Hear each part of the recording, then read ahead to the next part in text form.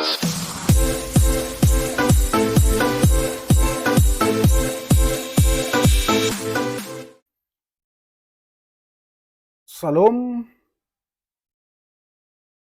kembali lagi bersama saya Pak Situmorang. Kali ini saya akan membagikan sebuah video tentang berpikir komputasional.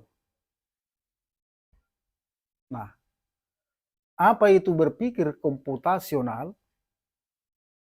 Melalui berpikir komputasional, kita akan berlatih berpikir seperti seorang ilmuwan informatika, bukan berpikir seperti komputer, karena komputer adalah mesin. Kegiatan utama dalam berpikir komputasional ialah penyelesaian masalah atau problem solving untuk menemukan solusi yang efisien, efektif, dan optimal sehingga solusinya bisa dijalankan oleh manusia maupun mesin. Dengan kata lain, kegiatan dalam berpikir komputasional ialah mencari strategi untuk mengatasi persoalan. Nah, persoalan apa yang akan diselesaikan? Sebetulnya, hampir semua persoalan sehari-hari mengandung konsep komputasi sehingga bisa diselesaikan dengan bantuan mesin komputer. Contoh, ketika kita menggunakan komputer, ketika kita menggerakkan mouse, kursor tidak bergerak. Maka kita akan berpikir kenapa seperti itu dan bagaimana cara menanggulangi. Nah, kemudian contoh yang lain, robot yang bertugas melayani penjualan di restoran atau mengantar makanan dan obat untuk pasien di rumah sakit yang sudah dipakai di beberapa negara maju. Sistem komputer untuk memantau perkebunan sawit yang siap panen dan sebagainya. Sistem komputer pada hakikatnya meniru dunia ini untuk dijadikan dunia digital, sehingga bisa membantu atau menggantikan manusia dalam melakukan pekerjaan-pekerjaan sulit maupun pekerjaan yang membosankan. Ada 4 pondasi berpikir komputasional yang dikenal dalam ilmu informatika, yaitu abstrak, algoritma, dekomposisi, dan pola yang sangat mendasar dan secara garis besar dijelaskan sebagai berikut. Abstraksi yaitu menarikan bagian penting dari suatu permasalahan dan mengabaikan yang tidak penting, sehingga memudahkan fokus kepada solusi. Yang kedua, algoritma, yaitu menuliskan otomasi solusi melalui berpikir algoritmik atau langkah-langkah yang terurut untuk mencapai suatu tujuan atau solusi. Nah, jika langkah yang runtut ini diberikan ke komputer dalam bahasa yang dipahami oleh komputer, maka kalian akan dapat memerintah komputer mengerjakan langkah tersebut. Yang ketiga, dekomposisi dan formulasi persoalan sedemikian rupa sehingga dapat diselesaikan dengan cepat dan efisien serta optimal dengan menggunakan komputer sebagai alat bantu. Persoalan yang sulit, apalagi besar, akan menjadi mudah jika diselesaikan sebagian-sebagian secara sistematis. Yang keempat, pengenalan pola persoalan generalisasi, serta mentransfer proses penyelesaian persoalan ke persoalan lain yang sejenis. Berpikir komputasional perlu diasah dengan latihan rutin, mulai dari persoalan sederhana dan kecil. Kemudian secara bertahap persoalannya ditingkatkan menjadi makin besar, kompleks, dan rumit. Makin besar dan kompleks suatu persoalan, solusinya makin membutuhkan komputer agar dapat diselesaikan secara efisien. Nah, pada tingkat SD dan SMP, strategi penyelesaian persoalan belum secara khusus dirumuskan dalam bentuk algoritma. Pada tingkat SMA atau SMK, maka kalian akan belajar bagaimana caranya agar solusi masalahnya bisa dituliskan dalam bentuk algoritma yang efisien dan siap dibuat menjadi program komputer. Ruang permasalahan di dunia ini sangat luas. Tentunya tak seorang pun ingin hidupnya menghadapi persoalan. Setiap bidang juga mempunyai persoalan dari sudut pandang bidang masing-masing dan akan mengusulkan penyelesaian dengan menggunakan konsep dan prinsip keilmuan bidangnya. Kita belajar dari persoalan-persoalan yang ada dan pernah diusulkan solusinya. Oleh karena itu, belajar penyelesaian persoalan ialah belajar dari kasus-kasus dan solusinya. Namun persoalan yang dibahas itu perlu diadaptasi dengan konteks kita. Kita perlu membentuk pola persoalan dan pola solusi dari latihan penyelesaiannya. Karena sangat banyak latihan persoalan perlu dipilih. Topik yang dipilih dalam belajar komputasional untuk tingkat SLTA dalam mata pelajaran informatika merupakan persoalan-persoalan mendasar terkait kehidupan sehari-hari yang perlu dikuasai dan mengandung konsep informatika yang dominan. Bisa saja persoalan tersebut berkaitan dengan bidang lain, tetapi kita akan fokus ke aspek informatika. Merumuskan persoalan-persoalan dari satu sudut pandang ini merupakan berpikir kritis. Dengan mempelajari dan membahas latihan-latihan pada unit pembelajaran ini, diharapkan peserta didik akan mendapatkan dasar pengetahuan yang diperlukan untuk menemukan solusi yang membutuhkan program komputer. Melalui kasus yang dibahas, Anda diharapkan dapat membentuk katalog solusi yang saat dibutuhkan akan tinggal dipakai.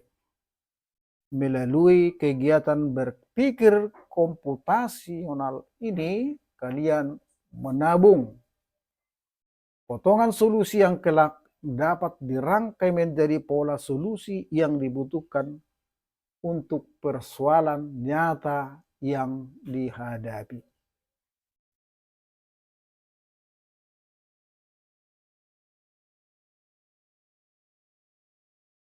Nah, dalam pembelajaran yang pertama ini, kita akan membahas tentang pencarian atau searching. Nah, hidup adalah pencarian yang henti. Mari kita berpikir ke pengalaman mencari dalam kehidupan sehari-hari. Perhatikan contoh berikut ini. Nah, pernahkah kalian merasa kebingungan saat mencari sebuah buku di lemari buku kalian? Atau bahkan di perpustakaan?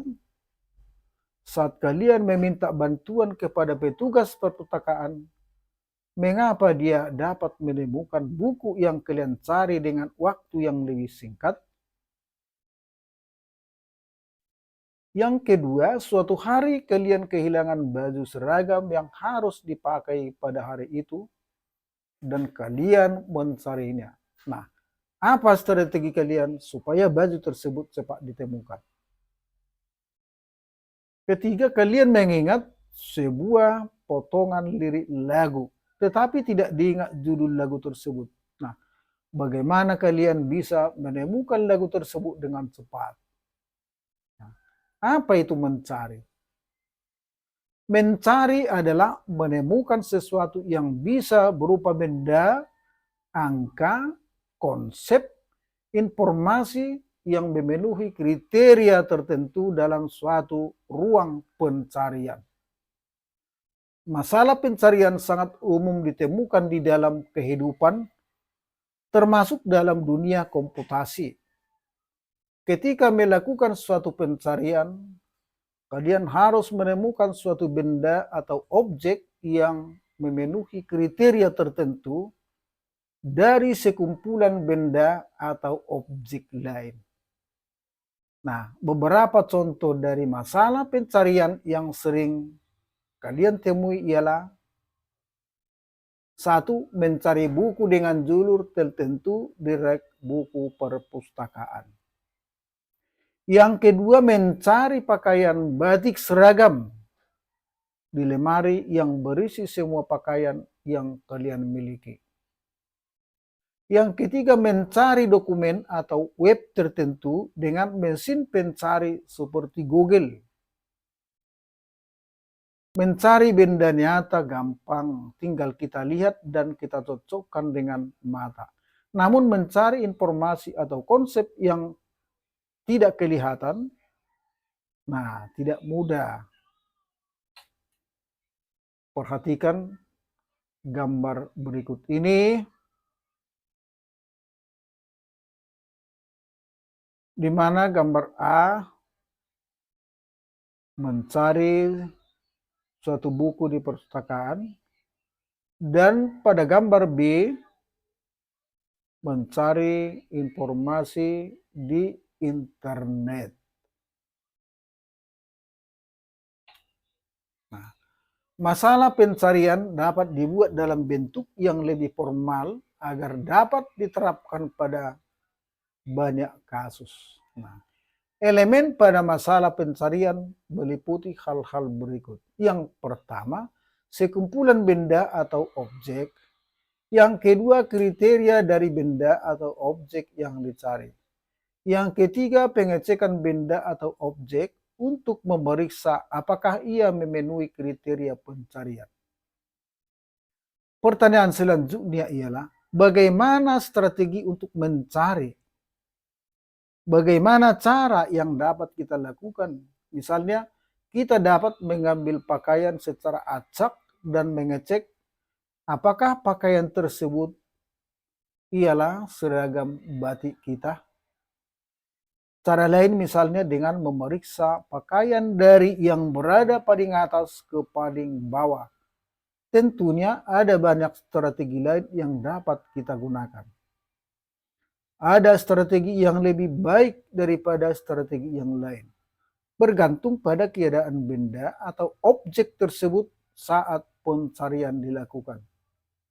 Tentunya kita akan lebih mudah mencari suatu buku dengan judul tertentu di lemari perpustakaan yang tersusun rapi dengan aturan tertentu dibandingkan dengan mencarinya di sebuah lemari yang berantakan.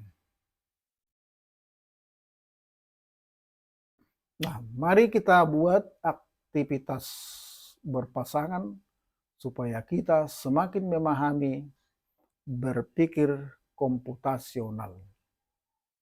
Nah, itu menebak angka. Nah, untuk memahami masalah pencarian, kalian akan bermain tebak angka pada saat bermain. Cobalah untuk memahami permainan tersebut dan identifikasi aspek-aspek masalah pencarian pada permainan tersebut. Carilah strategi terbaik untuk menemukan angka yang dimiliki oleh teman kalian dengan jumlah pengecekan sesedikit mungkin. Ya, skenario permainan. Pada permainan ini kalian harus berpasangan dengan salah seorang teman. Teman kalian akan memilih sebuah angka bilangan bulat antara 1 sampai dengan 100. Atau inklusif angka 1 dan 100. Juga boleh dipilih dan angka tersebut akan dirahasiakan. Nah, tugas kalian ialah menemukan angka tersebut. Untuk menemukan angka tersebut, kalian harus mengecek apakah angka tebakan kalian adalah angka yang dimiliki oleh teman kalian. Nah, kalian hanya bisa mengecek angka satu persatu dengan menyebutkan angka tebakan kalian tersebut. Nah, setiap kali kalian menebak, teman kalian harus menjawab 1 dari 3 kemungkinan berikut. Yang pertama, benar apabila angka yang kalian tebak sama dengan angka yang dimiliki teman kalian. Yang kedua, angka milikku lebih kecil apabila angka yang dimiliki teman kalian lebih kecil dari tebakan kalian. Yang ketiga, angka milikku lebih besar apabila angka yang dimiliki teman kalian lebih besar dari tebakan kalian.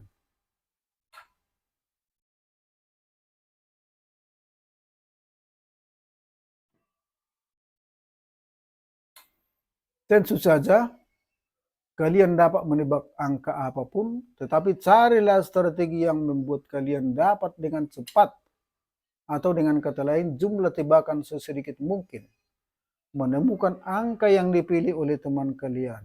Nah, catatlah angka-angka yang kalian tebak dan jumlah tebakan yang kalian lakukan di lembar kerja yang disediakan. Lakukan permainan ini minimal sebanyak 2 kali. Pada permainan berikutnya, kalian bisa bertukar peran. Nah, berikut ini ilustrasi dari permainan di atas. Pada permainan ini, Handriel dan Ica bermain secara berpasangan. Handriel memilih angka, sedangkan Ica harus menebak angka tersebut. Mula-mula Handriel memilih sebuah angka antara 1 sampai dengan 100 atau inklusif, dan Ica mencatat tebakan di lembar kerjanya. Ica, 50. Handriel, angka milikku lebih kecil. Ica, 30. Handriel, angka milikku lebih besar. Ica, 40. Handriel, angka milikku lebih kecil. Ica, 35. Handriel, benar. Pada pencarian di atas, terlihat bahwa Ica dapat menebak angka yang dipilih Handriel dalam 4 kali penebakan. Percakapan tersebut dicatat dalam lembar kerja pada permainan ke 0. Kalian dapat memanfaatkan tabel berikut yang digunakan untuk mencatat angka yang ditebak dan berapa kali penebakan dilakukan. Pada permainan ke 0 diberikan contoh isian dari ilustrasi yang diberikan di atas. Terlihat bahwa Handriel memilih angka 49. Ica memerlukan sebanyak 4 kali tebakan. Untuk menebak dengan benar angka yang dipilih oleh Handriel, yaitu menebak secara berurutan 50, 40, 35, dan 35. Jawabannya tentu bergantung pada tebakan berikutnya. Nah, siapa itu Handriel dan siapa itu Ica? Nah, perhatikan tabel ini. Isilah tabel ini sesuai dengan tebakan angka kalian. Terima kasih.